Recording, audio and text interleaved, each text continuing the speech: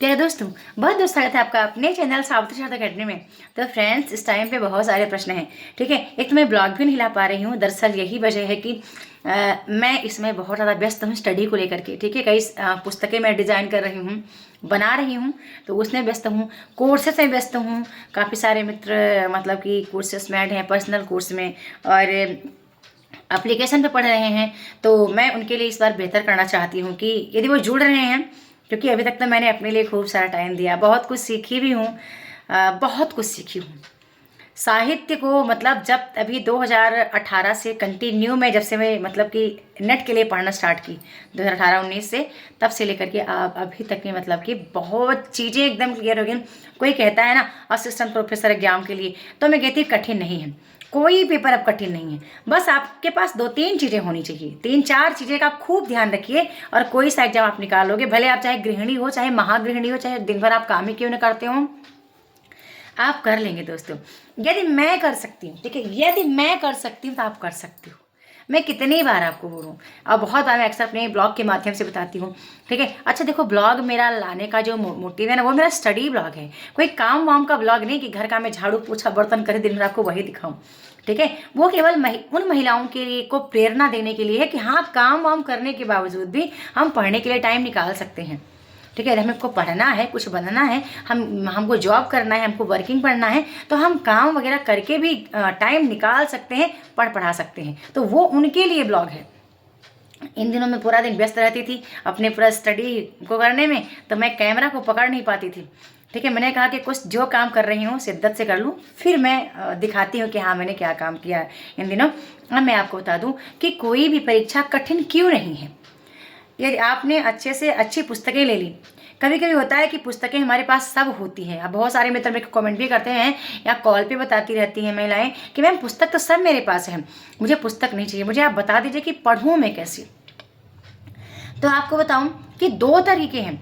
एक है आप सेल्फ अध्ययन करोगे, आप खुद से करोगे, आप मेहनत करोगे, वो भी अचीव कर लोगे। दूसरा है आप उसके साथ करोगे जिसने ऑलरेडी मेहनत किया है, उस पर काम किया है। जैसे हम लोग हैं ऑलरेडी, ये चीज़ें दिमाग पे होती हैं। कोई टॉपिक उठाना है, उसको कितने घंटे में, कितने मिनट में आपको फिनिश करना है, कितने दिन में आपको उस टॉपिक को कवर करना है, आपको उस चैप्टर को कंप्लीट करना ही करना है। ठीक है, तो बेनिफिट है, कोर्स में जाते हैं तो वो जिम्मेदारी जिसके साथ आप जुड़ते हैं उनकी होती है। अकेले पढ़ते हैं, वो जिम्मेदारी आपको खुद ही उठानी पड़ती है। तो पुस्तकें सब कुछ हैं। अलग अलग पुस्तकों को आप डिवाइड कर लीजिए। मान लीजिए कि आप इस समय आचार्य शुक्ल पढ़ रहे हैं, या आप काव्यशास्त्र के लिए डॉक्टर विवेक शंकर की पुस्तक को ले रखे हैं, या देवेंद्र शर्मा की पुस्तक आपने ले रखी है। उनकी पुस्तक अच्छी है, देवेंद्र शर्मा की पुस्तक बहुत अच्छी है। ठीक है, काव्यशास्त्र के लिए, पाश्चात्य काव्य भारतीय काव्य के लिए। तो उसका पहले पेजेस देखो आप। अब पूरा तो आप पढ़ोगे नहीं, आप तो अपने काम की चीज़ पढ़ोगे जो आपके पेपर के लिए इंपॉर्टेंट है। ठीक है, तो उसका वो पेजेस देखो और पेजेस में डिवाइड करो कि हाँ आज इतना मेरे को पढ़ना है और टाइम से पढ़ना है। अब पढ़ना ही ज़रूरी नहीं है कि हाँ आपने पढ़ तो लिया, पढ़ने के बाद आपको वो चीज़ें कितना है जो आप कैच कर पा रहे हैं अपने पेपर के लिए। पेपर के लिए भी ज़रूरी है कि हाँ यहाँ से पेपर में प्रश्न आएगा, और फिर आपको उसके अकॉर्डिंग वो आपको एक सेल्फ नोट्स बनाना पड़ेगा।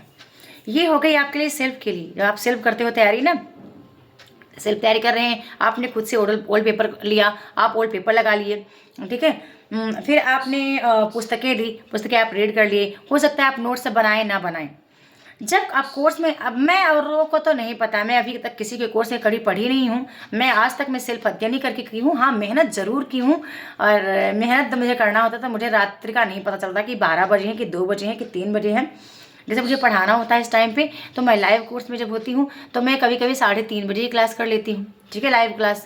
ठीक है, जैसे आज मैंने आज मतलब 3:30 बजे से मैं 3 ही बजे मैं जगा दी थी मेरे मित्रों को, गुड मॉर्निंग विश कर दिया कि मैं जाग गई हूँ और आप भी जाग जाओ। ठीक है, उधर 4 बजे से मैं क्लास करने स्टार्ट कर दी। मैंने कहा अभी ये जगेंगे नहीं, 2-3 दिन की आदतें बनानी पड़ेगी, आदत बन जाएगी। ऑलरेडी ये मेरे से पहले जाग जाएंगे सब। ठीक है, तो ये था।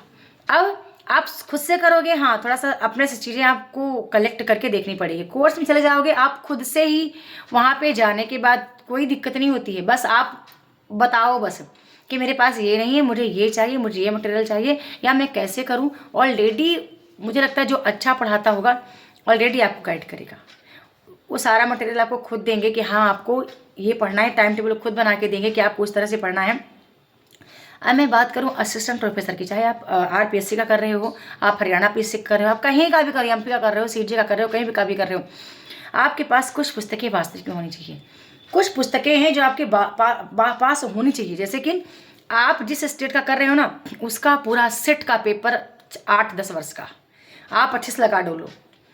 अब मैं मध्य प्रदेश का ले लेती हूँ, मध्य प्रदेश सेट का पेपर आप कम से कम 4-5 वर्ष का अच्छे से लगा डालो। आप नेट का पेपर 2012 से लेकर के 24 तक का बढ़िया लगा डालो। आप अदर स्टेट के भी सेट वगैरह के पेपर है ना, या फिर अदर स्टेट के जो भी पेपर होते हैं असिस्टेंट प्रोफेसर वाले, वो सेट आप लेके अच्छे से लगा डालो। फिर आप जो मूल पुस्तकें लगी हुई हैं सभी तो नहीं पढ़ पाएंगे, क्योंकि उसमें काफ़ी ज़्यादा पुस्तकें लगी हुई हैं, सब नहीं पढ़ पाएंगे, पर कुछ है जो आपको करना पड़ेगा। और वो कुछ कौन सी हैं, ये जैसे यहाँ पे पूरा प्रॉपर तो एक बार बताना मेरे पास तो पॉसिबल नहीं हो पाएगा, लेकिन ये है कि हाँ, यदि आप कोर्स में कुछ तो जुड़े हैं, यदि वहाँ आप जुड़ते हैं तो आपको कोई दिक्कत नहीं। वहाँ मैं खुद भी आपको गाइड कर दूंगी कि हाँ ये रचनाएं हैं, मेरे पास भी हैं, और आप उनको खरीदे तो खरीदे, ना खरीदे तो कोई बात नहीं, और हाँ आप मेरे से पढ़ सकते हैं, ठीक है। और सभी रचनाएं आप नहीं कर पाएंगे कि अब आप रामचरितमानस पढ़ने लगेंगे, जितने भी उसमें कांड लगे हैं तो सारा आप कर लेंगे, और बहुत आपको करना भी नहीं है। मैं हमेशा बोलती हूँ कि कोई 10 यूनिट लगा है तो 7 से 8 यूनिट, 8 यूनिट पर आप इतनी अच्छी कमांड बनाएं कि वहाँ से बनने वाला कोई प्रश्न आपका गलत ही न जाए, ठीक है। ऐसे हाँ, एक बात और है, पेपर फर्स्ट यहाँ पे बहुत इंपॉर्टेंट है दोस्तों। आपका सेकंड पेपर तो इंपॉर्टेंट है ही, चाहे आप नेट की तैयारी करें, चाहे आप असिस्टेंट प्रोफेसर की तैयारी करें, किसी भी एग्जाम की तैयारी करें, 2 पेपर लगे हुए हैं, प्रथम द्वितीय, तो प्रथम पेपर को आप प्राथमिकता दीजिए, ठीक है। नहीं तो आपको बहुत टाइम लग जाएगा चीज़ों को करने में। जितना आप अपने विषय को दें उतना आप फर्स्ट पेपर को भी दें, ठीक है। मैं यही कहूँगी, ये मेरी राय मैं आपसे कह रही हूँ, क्योंकि मैं जो अभी देख पाई हूँ ना, अभी इतने वर्षों से लगी हूँ पढ़ाने में, कौन सफल हो रहा, कौन सफल नहीं हो रहा, असफल नहीं हो रहा कौन, उनसे ज़्यादा सीखने को मिलता है। जो सफल हो गया वो तो मैंने उनको स्ट्रेटजी बताई तो फॉलो कर लिए, तब तो सफल हो गए।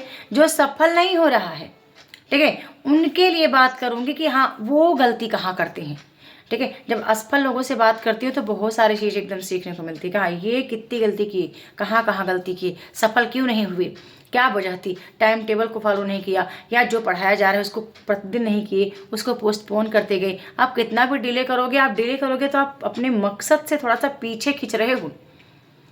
मतलब कि चीज़ों को कल पर टाल देना ही सबसे बड़ी असफलता का कारण है।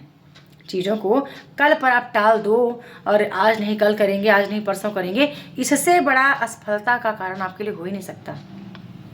और मुझे लगता है कि यदि आप सही स्ट्रेटजी बनाते हैं, सही पुस्तकें आपके पास है, बढ़िया से आपने ऑल पेपर लगा लिया है, आप सही तरीके से समय दे पा रहे हैं और सही समय पे सही कार्य को कर रहे हैं, तो कोई परीक्षा आपके लिए कठिन नहीं है, ठीक है। कोई परीक्षा आपके लिए कठिन नहीं है, हर परीक्षा आपके लिए बेहतर है। और जितना हो सके अपने आप को सादा जीवन में रखिए, ज़्यादा अपने आप को ये तड़ाम भड़ाम में मत ढालिए, क्योंकि ज़्यादा मुझे लगता है कि बहुत अपने आप को रंग पिंट कर लेना वो सब उतर जाता है, लेकिन जो रियल नेचुरल ब्यूटी आपकी है वो रहेगी आपके साथ, वो नहीं उतरने वाली है। और वो नेचुरल ब्यूटी कब आती है, आपकी सफलता से आती है। आप इतना मेहनत करोगे, मेहनत से वो निखर के आती है। मेहनत पे काम करो। और आज तो मुझे लगता है आज के टाइम में कोई व्यक्ति पीछे रह जाए, ऑनलाइन इतनी सारी चीज़ें अवेलेबल हैं, कोर्सेस अवेलेबल हैं, पता नहीं कितना भी नेट JRF सेट का किसका तो अवेलेबल है कोर्स।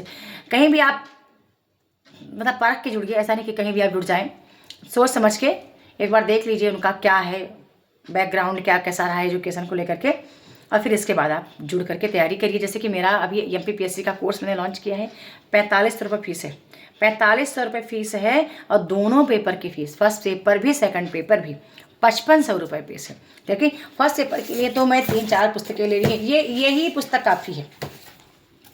ये पुस्तक बिल्कुल फर्स्ट पेपर के लिए, इससे ज़्यादा कोई पुस्तक आपको करने नहीं है। इनको मैं कल पूरा देख डाली, कंटेंट इनका देख डाली। एक ये है, ठीक है, और 2 ये है, 2 ये है।